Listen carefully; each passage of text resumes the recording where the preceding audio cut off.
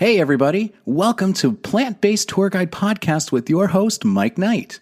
It doesn't matter if you're just gathering information about getting plant-based or you've been plant-based for years or somewhere in between. This show is for you. So get ready for Mike's high-energy show fueled by his passion for bringing information, education, and motivation about all things in the plant-based life. So let's get today's show started. Hey everybody, welcome to this edition of the Plant-Based Tourguide. I'm your host, Mike Knight, and I hope you're having a phenomenal day.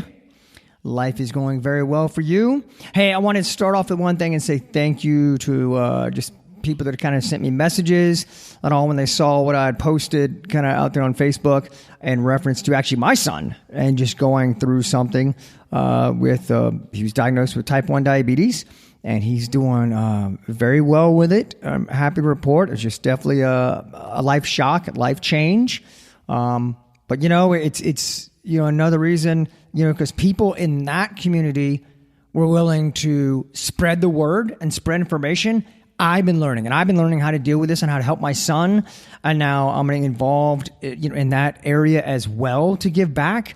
And so that's the reason I do the Plant-Based Tourguide, kind of for similar reasons, where I want to make sure I'm just providing knowledge and information, and some motivation mixed in there for you listening, no matter what stage you're at, or just gathering information, or maybe you're, just getting some stuff to forward to a friend. It all matters. So thank you for that. And thank you for this opportunity just to share this time together.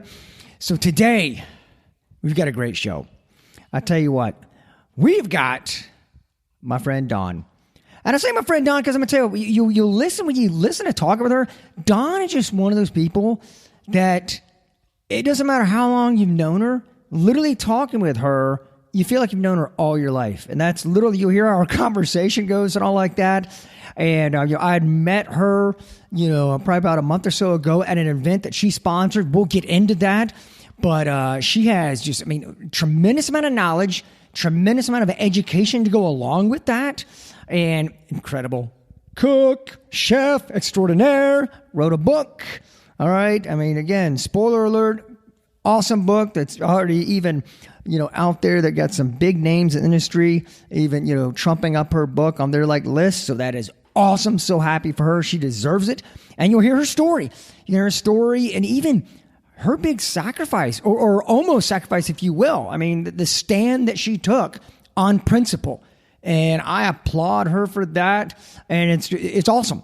So I invite you, sit back, relax, get ready to hear my friend Dawn. All right. You there? I'm here. All right. Well, Dawn, it is great for you and I to jump on the call. You've had the patience of Job with all the stuff that has been going on with my life. And I put it out there, to the Facebook community and all like that. But, and you have been so supportive of me when you and I met, kind of with my youngest son being diagnosed out of the blue, which I imagine obviously that's the way it always happens with type 1 diabetes. And you definitely were understanding and very thoughtful words you said to me. So I want to say that from the outset. Thank you so much for that and your friendship. No, thank you. Charlotteans need to stick together, man. That's right. And on top of that, both East Side schools, Guarantor and East Meck. We got to stick together, man. That's right. No, I'm just very happy your family is okay. These things happen, like you said, and you're surprised by them when they happen. Oh, yeah. You're always caught off guard. There is no time when disease is ever going to be one of those things that you're aware of in advance and that you're excited about. They're like, oh, yeah, I knew this was coming. No one ever sees it coming. No one's excited about it. And it does impact your life, and especially your child. So I just pray. I just pray that he continues to thrive and doesn't. And it's not a hindrance to what happened with him and the rest of your family. You're a good guy. So I'm glad. I'm glad to know you, Mike. Well, I'm glad to know you, and I appreciate you saying that. And it is, a reminder too. It's kind of, and almost just kind of tying to what you just said. It's like, we're never given a, quote, heads-up warning. It's not like a prep. And so it is a reminder on what you and I are going to talk about, what you and I are passionate about, and that's, the way we eat and take care of our bodies and all like that. And right. even though type 1 diabetes, and I won't go way down that path, but, it's not as much as type 2 diabetes about eating and diet and all like that. However, it still is now about him getting regimented, and we do change some things that he eats. So it does tie in, and it does remind us, of as you and I have talked a lot, and I know we'll get into, on how people do, need to, look at what they eat and rethink of everything. Absolutely. And you're right. The type 1 diabetes is so type 2, as those your listeners know, is reversible through a healthy lifestyle, nutrition, and exercise. But type 1 is manageable through. You can't reverse it. But management is big because you don't want to be in the hospital. I had a client who's been in 14 months, was in the hospital 12 times for type 1. Wow. Because, and that, so managing the symptoms so that, that everything is fine and you don't have to have the episodic things that are taken to the hospital is critical. So, and you do get a little bit of a warning sign, not diabetes type 1, but certain things happen, you kind of know something's wrong. So I look forward to, it's people like you and other folks that we know out there getting the word out about what we need to do to have a healthier lifestyle. So I'm just excited to have those conversations because every time we talk about it, all we want to do is change one person at a time. If we change two, we're happy. And if we can get somebody to just think about it, that makes a huge difference. It is. And, and I know you and I have talked about this before, but it's kind of on that path, talking about thinking about it, it is so cool to see even nowadays how people's, if you will, thoughts or whatever about plant-based has changed, their openness, because it's, I tell people when I first went plant-based, and I mean, you and I have talked about it. I mean, I'm a meathead wrestler growing up and all like that. And so I was not, if you will, your mold. If someone would say, who's a plant-based vegan guy? Well, not Mike. I mean, and so when I went, and it's in the beginning, it's people like, oh, come on, you can't, it's this, it can't be that. And then over time, it shifted to where the conversations I would have with people would be, all right, Mike, but that sounds hard. And that's a way far, that is someone, if you will, extending an olive branch, or at least an opening, going, tell me it's not, show me it's not, show me how it's not, and I'm open to listening. So I love where so many engagements have already come now. Right. The time, they say it's the decade of the vegan, and a plant-based, and I agree with you 100%. The conversation is easier to have. I was a meataholic. I mean, absolutely. So I understand that those folks are hardest to get to listen, but right now everyone's ears are open because they want better health. And I think there's now correlating health and nutrition with diet. I mean, with health and nutrition with their chronic diseases or with their obesity. There was no connection in the past. So now things are changing. So that's helpful. And a lot of these celebrities that have gone plant-based and vegan, even though I don't like the celebrity part, because sometimes when they change back, it throws everybody off, those who follow them.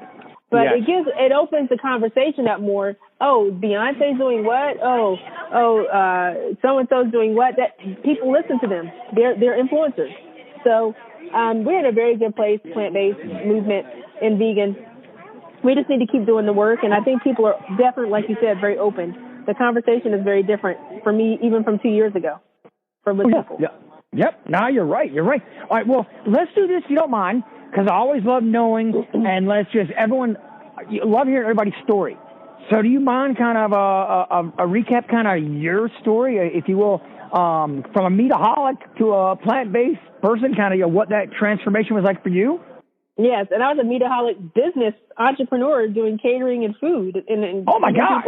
Oh yeah, I was horrific. Urban Eats, the brand Urban Eats, my company, it has always been health.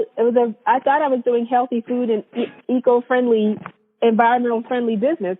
I was selling grass-fed things, and I was selling organic, and I thought that made it different. Obviously, now I know from education it doesn't. It's still a large carbon footprint, and it's very health damaging. But at that time, I thought it was good. And I was doing fine, selling lots of eggs, frittatas, and stratas, and selling lots of fish and rosemary balsamic chicken, all these things, and selling to corporate and other customers. And so my business was that for many, many years. And then my husband had a health scare. So the first health scare was heart flutters. And I wasn't too sure about what that was. And I was like, I knew what it was intellectually, but I didn't correlate it between the meat or dairy. I was trying not to, because I was like, nah, because I make healthy. I buy butcher wrap meat. The fishmonger knows my name. I buy butcher wrap my meat. The butcher knows my name. I'm healthy. So it couldn't be my food. So maybe it's hereditary. I went through all the mental tricks. Anyway, the flutters turned out to be, he had to get one of those machines and go to the cardiologist and check for 24 hours. And it went away. And because his cholesterol was up. So I was like, how is that? And I was like, how is that happening? Of course, I was making a zillion eggs. I was making eggs, and they're frozen eggs. Eggs were everywhere. I was in egg hatchery. I felt like an egg hatchery. And it was like horrible. And so I was like, of course he's got high cholesterol. I'm the egg queen. And I'm getting them, the cage free. Well, so what? The cage is free. There's still cholesterol. It doesn't remove the cholesterol. Anyway, the next health care for him was blood in the urine for about 3 weeks. Not in the urine, but in the blood in the stool. Yeah. And that was for about 3 weeks that happened. He told me the third week because you husbands do. So anyway, you men. Anyway, so after this, when he tells me 3 weeks in that he's had blood in his stool for about 3 weeks, I was like, oh, okay. So immediately gastro, and I threw the meat away. I already knew at that point. We had already seen Forks Over Knives. I bought the Forks Over Knives book after seeing the film, and, What the Health came later and all that.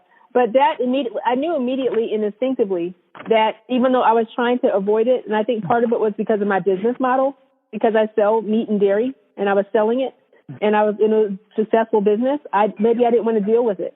Maybe because I thought organic was some kind of magic covering, like when and it wasn't. Yep. And anyway, it just ended up being a health scare with polyps or something that passed. But it was scary enough that I threw away all the meat and dairy in the house, threw in the trash, rolled it out to the curbside. And at the kitchen, I had a corporate client for lunches. And I just told them this is the last month that I can fulfill these contracts. So if you'd like to use me in the future, I'm going plant-based, so I won't sell any meat.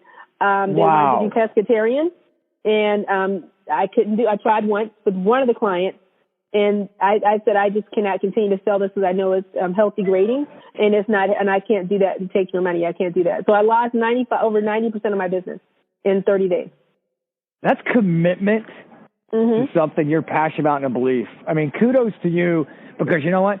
There's a lot of people that, in our fairy tale world that we say that's what we do, but then all of a sudden with face, you're being serious. Look, I'm an entrepreneur, right. So I know how it is.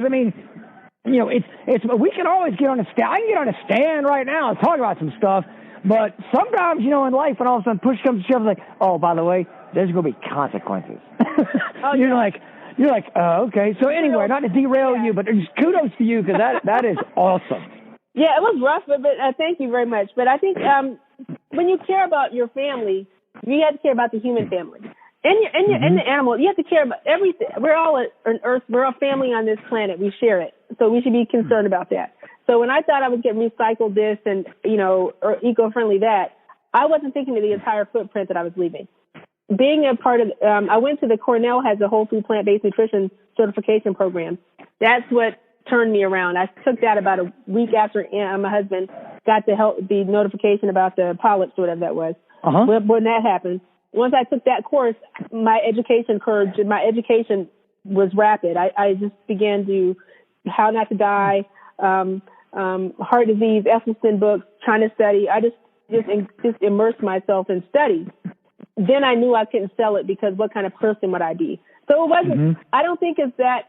I think that if we should, I lost a lot of money, but money, who cares about money when people are dying? I would be selling them food that's killing them. What kind of person does that make me if I know? Now, those people that don't know and they have a food business, they don't know what they're doing.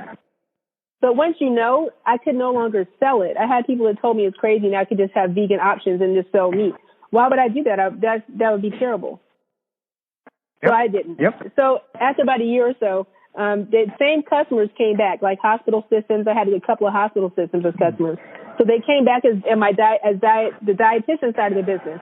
And they came back with me doing meal demos, live demos, and doing cooking classes versus me doing just the catering. So it actually came back as a more educational thing. That is cool, see? And it's a, look, however, everyone in the audience wants to think about life and, and how we go through it with, maybe your connection to, love, life, God, the universe. That is it coming full circle right there. That is so cool. Absolutely, absolutely. So yeah, I'm glad about where it is, and I would do it again. I would do it again in a heartbeat because we're all a family. We must act as responsible members of the family. So I guess I'm one of the adult people in the family now. Instead of the kids, do what you want, So you, all right. So we know that part. Now I'm going to enter where I met you. Through a good buddy, mutual buddy of each of ours, Ronnie Tsunami, and he brought me down there to your conference. And Eat, Drink, and Disrupt. Eat, Drink, and Disrupt. So tell everybody, I guess, really your driving point for that, because obviously a fire was lit in you, because I want to let you give it, because I don't want to put any spoilers, but the conference rocked. It was full of information, plus some awesome food. Oh, my gosh. Yes. It was... I mean, that food was so good. You're hoping to make sure that no fights broke out in case it ran out, because it was that good. And they did, and a couple of them did run out. Remember, it was like, oh God, it's terrible. But anyway, some of the vendors. But Eat, Drink, and Disrupt Chronic Disease was just an idea that I came up with, because Urban Eats is not just catering and vegecating, and vegetation takes on many forms. So I have a nonprofit called Power is Giving that I'm a co-founder of, and I tied that and one of our pillars is health. So I tied that together. I work with a couple of insurance companies, and with those insurance companies, I was able to secure some funding to bring in a larger educational piece to reach non-vegans. The whole thing is to reach non-vegans. Vegans come, but non-vegans have a hard time getting the information. And everybody keeps not going to go to a vegan conference because that's too committing. So you have to bring things to where people are. So I did a low-cost ticket, Eat, Drink, and Disrupt Chronic Disease, featured Dr. Milton Mills. He was our headliner. And if you don't know him, people click him in, you'll find him. He's very easy to find. Yeah, we'll put him in the show notes. Hope to have him on soon. And spoiler alert, everybody, he has knowledge. I mean, facts. I mean, listen, do not go into a Jeopardy match trying to outstump him on facts of why plant-based is good for you. I'm going to tell you right now, you'll lose. Everyone loses. You can't win. And it's a good win. And even if you lose, because you get a lot of good information. But Dr. Milton Mills is our featured speaker. And now Dr. Milton and I do travel. Dr. Milton and I do some touring of Eat, Drink, and Disrupt Chronic Disease. So we had a panel discussion about food deserts and socioeconomically disenfranchised or rural communities. So we had a panel discussion with nurses and all those folks, and doctors and not doctors, chefs and farmers.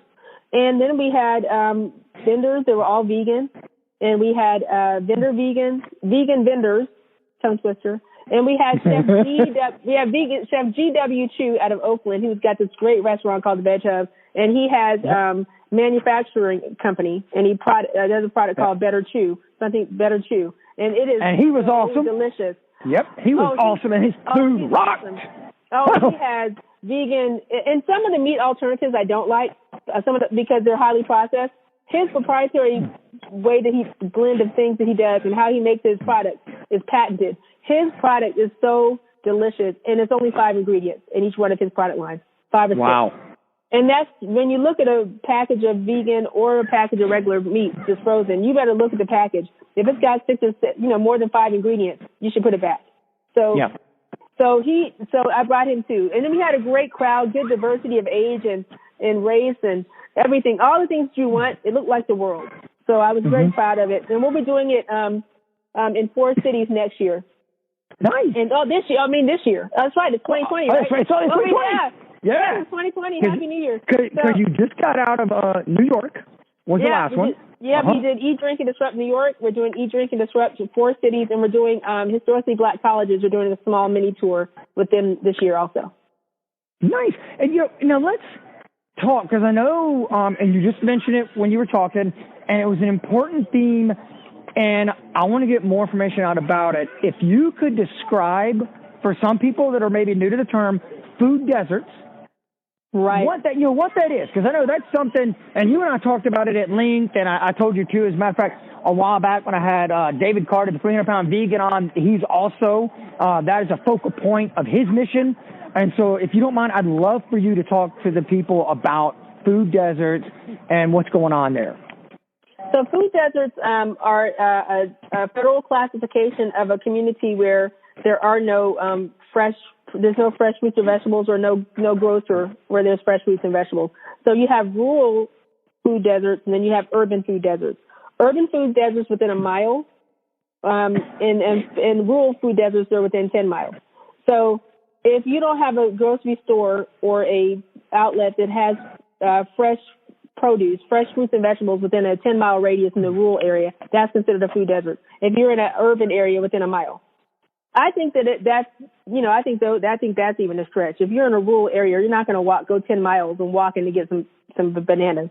You're not going to do that. 11 miles. So to me, the numbers should be different, but that's what they are. And those are the areas where you also see trends in higher chronic disease manifestations, because those areas don't the access to grocery stores that may have. And then you do have those areas in New York, like Oakland, California, areas in New York like the Bronx or different cities, where in more of the disenfranchised communities, you'll see grocery stores that have fresh produce, but it's not fresh. And it's wilted, or it's rotten, or it's, and then it costs 2 times more than if you go, 6 blocks down the street in an urban neighborhood, in a nicer neighborhood, in this regular price. And, so it's really a challenge of getting some equity there, making sure that things are equitable and people have access. That's what the food desert movement is about. My focus on that is just to make sure people are aware of other resources, that there are local farms. There are people doing CSAs, the CSAs, community-supported agriculture. There are lots of those around that don't do as much on press and media, so you don't hear about them, and then you think you can't get those vegetables. But some of them actually deliver. So I had one of the farmers do that was on the panel, and we talked about that and how you get to what you need to get to so you can have the vegetable access. And they're not more expensive. It's cheaper to be a vegan, actually. But we have to get the truth out. So that's kind of what we're trying to do. But the food desert aspect of it is all about making sure there's access to the vegetables. My issue, Mike, is it doesn't. If you have access to something, you don't know what to do with it. You don't know what you're tired. You just make greens and you just make 2 or 3 dishes. Yeah. We need to do more education. Education is really the driving challenge because we're miseducated around nutrition. So all of us need to really focus. That's why these conferences, and I'm doing these minis, they're not going to be as comprehensive as the one you went to. The ones that I did in New York, they just had a vegan tasting, and they had a book signing, and then they had a keynote. Those will be how it looks in other cities, and there'll be once a year, there'll be a bigger one. And we're expanding it to bring in some other doctors. I'm not going to say who they are. Next year. This year. For the large one. This year. Nice. Well, and you're right about the education part and what is put out there. I mean, because even when I was sitting in the hospital with my son, and the hospitals, I really think that where we were at, they meant well. I really appreciated the care we got. I mean, they were very focused on a lot of attention and bringing people in, but they would bring in like dietitians several times. And even then, it's like, you're listening and it's just like, all right, what we want you to do is, look, it's okay to go ahead and just go eat a gigantic pizza or something like that. Just, count, carbs count or whatever. Calories, and then, count carbs, count the calories. And I sit there and, it's one of those, my son was going through so much. And so I'm not going to sit there, and try and derail. Right. But I was like, all right, I'm going to do this gradually with him because, for a 16-year-old, it's a huge life change. But I was like, my gosh. I was like, it's still, why is it not about eating better? Because, the whole idea is, even around like type 1 diabetes, and not to go too off on a tangent here, but it's like, hey, you balance out. It's sorry, you shoot the moon, if you will, with your carbs, and then you balance it out with insulin. Well, I'm like, all right, well, let's just eat better though too. So there's not, as much. So and that ties back in, like you and I know, just the information sometimes it gets put out there, about what to eat and all, and it's just, very frustrating. Well, let me ask you this. Go ahead. Yeah, let me. Did you have something? So, I want to say that about the hospital thing. So, yes, and I agree. And eating better is always the key, especially with a teenager. You have a teenage 16-year-old. I mean, that's tough age. So, they want to have pizza like everybody else. They want to eat the junk, what everybody else is eating around them. But the hospitals, to me, are irresponsible in not having current. And some of it's the education piece. It's back to education. Dietitians are practicing traditional information that they were taught in school, and only 2%. Only what's the percent? 25. It's not even 25%. It's a very few medical schools in the United States have any nutritional training whatsoever. So when you go down to dietitian and other schools, there's even less education. So now there's a revisitation of that on educating the people that are going to get asked the questions. Everyone's going to ask the physician and what to eat. The physician is going to tell you what they eat. They did not study nutrition in college, in medical school. They studied pharmacology. So in biology. So in a number of other things, but definitely not nutrition. So the dietitian who studies diet is studying it from a traditional standpoint. 100 years ago, they haven't even changed the format from 100. They're still talking about scurvy in medical school. No one has scurvy. Really, we're not sailors anymore. No, without lemons. Caribbean. Yeah, now you need the scurvy. You don't need to tell people in medical school about scurvy. So this is how far and every century or so you need to shake some stuff off and get some new education, right? So dietitians are even more behind than the doctors. So that's just what it is. And it's so good that you were able to let your son take the path and the way that he does it. He's going to lead by your example, Mike. He's going to follow you. That you're modeling the behavior he needs to see, and you have the education. So as he gets more curious, he'll come to you more. So I think it's great that you didn't say anything, but that would have been hard for me not to say anything. But I applaud you. But a dietitian is limited to what they know, what they study. Exactly. You're right. And it's sometimes in life, I remember that, and that's kind of how I think about it. Sometimes in life, and you kind of referenced kind of this same kind of thought principle earlier, that is sometimes people, they don't maybe have that education, or they don't know different. So it's not like they're trying to be malicious or anything like that. So I think that's a lot of time. There's a lot of times too. That's how we approach it. But they're not trying to be. Yeah, they're not trying to, but they are. But they should be more responsible. Just like the PCRM.org, Physicians Committee for Responsible Medicine. There are some people out there, organizations that are, physicians that are really trying to be responsible about their Hippocratic oath and what they're doing. You can't save lives when you tell people to eat things that are health degrading and health and disease promoting. You can't save lives and then say the Hippocratic oath. You have to, and you get continuing education, but they should do their continuing ed with some lifestyle medicine opportunities. I believe that's where they're missing it, but I think they're getting there. Yep. No, it's and I know you and I can go on and on about this. I've been throwing another one. A matter of fact, it's like, wow. So one of my close buddies I grew up with, since 5 years old, had heart surgery a few weeks back, and we're meeting with him, catching up. And so, and of course he knows me, plant-based and all like that. And so I'm sitting there and joking around with him. It's like, all right, so you ready now? You ready to come over plant-based? And I said, what did your doctor say? He goes, he said, just right now, just eat anything. He goes, because after post-surgery, they just want me getting like calories and food in me. So the doctor literally said, eat anything. And he goes, no, I did actually ask him, Mike. He goes, as I go through life kind of settling out, he goes, should I alter my diet or anything, worry about stuff? He goes, the doctor literally told him, and this is, a prominent doctor, goes, the advances they keep making in medicine, don't worry about it. He goes, you'll be taking a pill for everything to where you can just, zap out.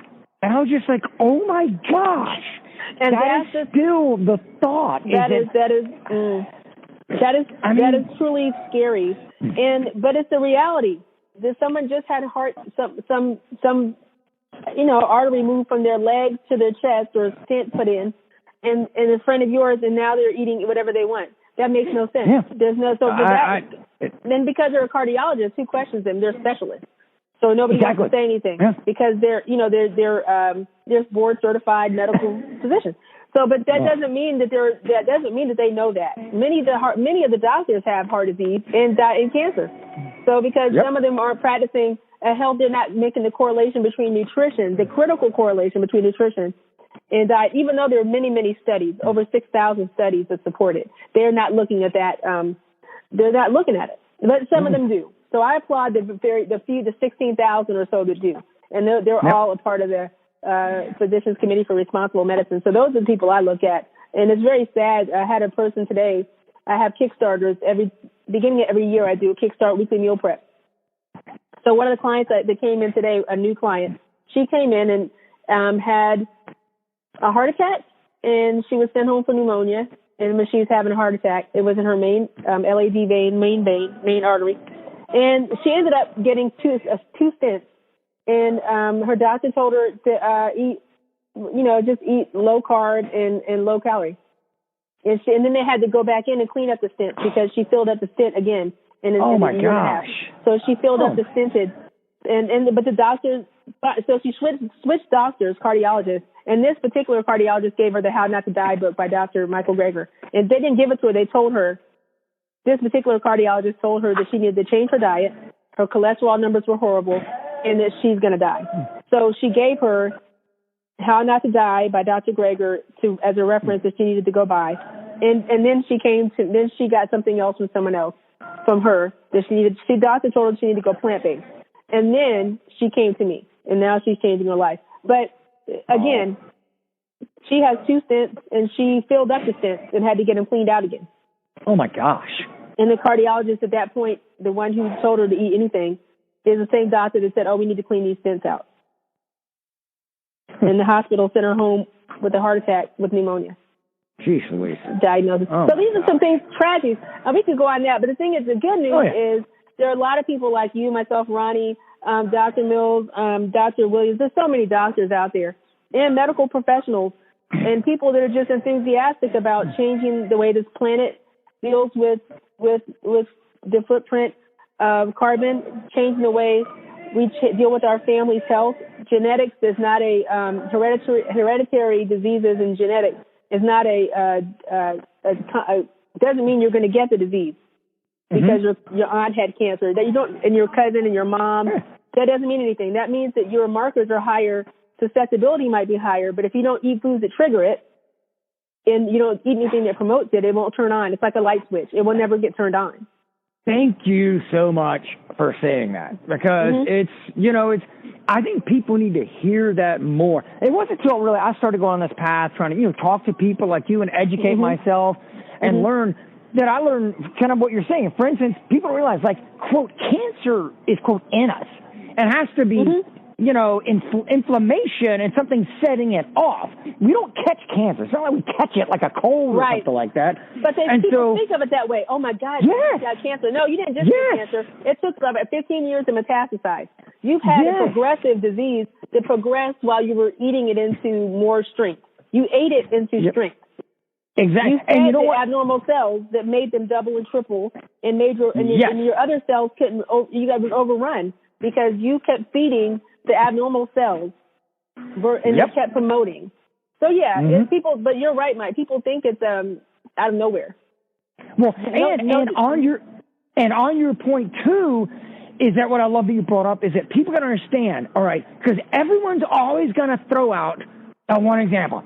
I've got an uncle or I've got an aunt that's 102 that chain smokes Marlboro unfiltered all day long, eats bacon 14 times a day. Right.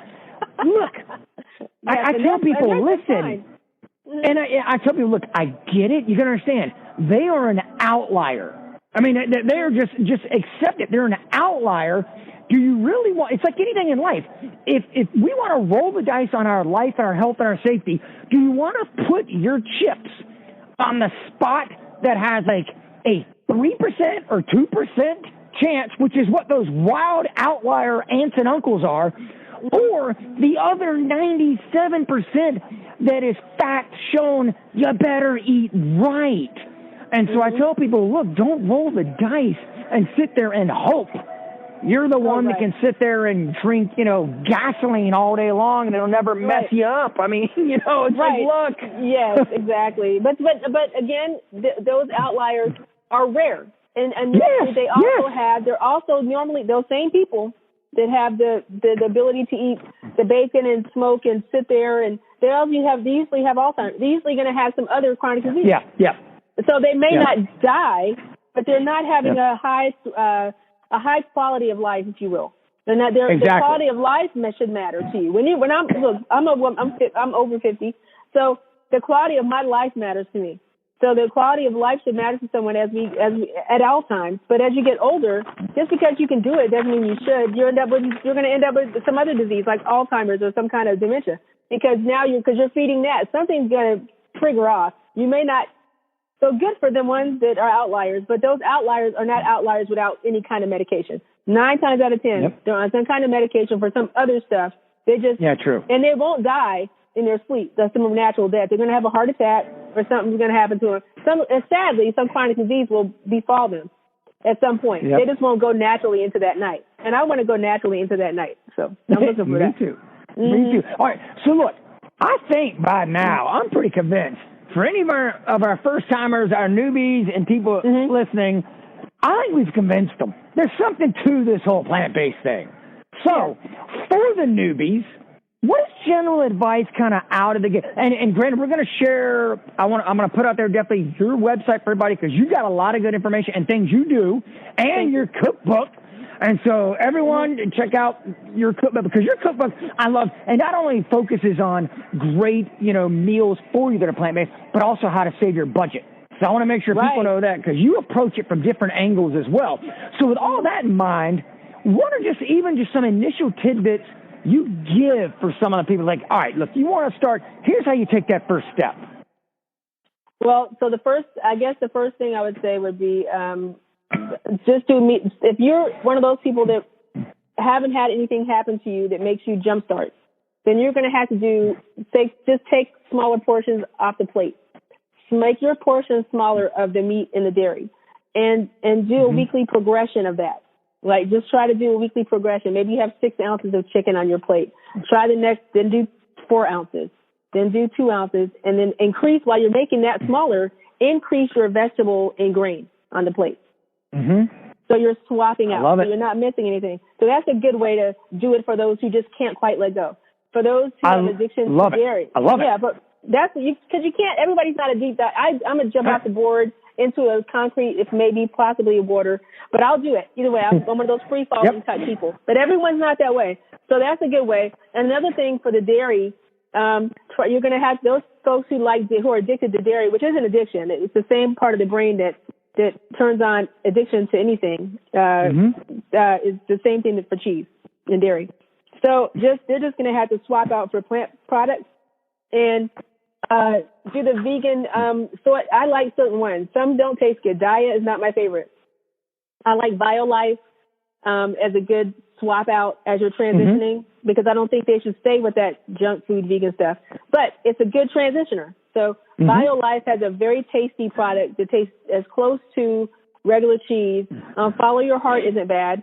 So it's better than, and then of course the DiaLife's more available. Dia, but Dia doesn't taste that good. But BioLife, there's another one, Chow products. Get that and use those, and use some of those meat alternatives in the store. And make yourself something. I wouldn't use the Impossible meat, but it's only available in restaurants. It's not available in stores. Go ahead and transition with some of the mock meat, and then do that for 30 days, and then reduce your amount of mock meats, because what you want to do is replace that with whole foods, and get some good cookbooks or some websites. Vegan Rika is a good website for free recipes. There are a number of them. I can't think of PCRM.org. They have a bunch of listings toward resources, toward websites that are free. And then there are another couple. I don't do free. I might have. I don't know. I don't think I do any free recipes. I'm trying to sell cookbooks, but I'm not. But I give free resources to get healthier. So a lot of those sites that have resources for healthier living, they also lead to free websites. But Vegan Rika is very flavor forward. And then the lady that did a cookbook called Sweet Potato Soul, Jen Claiborne, her website has a lot of free recipes on it. Okay. So I would say search the internet for free vegan recipes. Google it. And I would say free flavorful vegan recipes if you like flavor. If it doesn't matter to you, you're just trying to get healthy, go search it. Vegan, 100% plant-based or plant-based recipes free. And you'll find there's so many resources. There's no reason people shouldn't be vegan. You will save about $5,000 a year for a family of 4. So, and listen, everybody, I want everyone to hear what you just said, so everyone hears. Gradual is okay. It's okay. Because you know what I mean? I think so many people, they put that pressure on themselves. They're like, oh my gosh, I got to make this major change.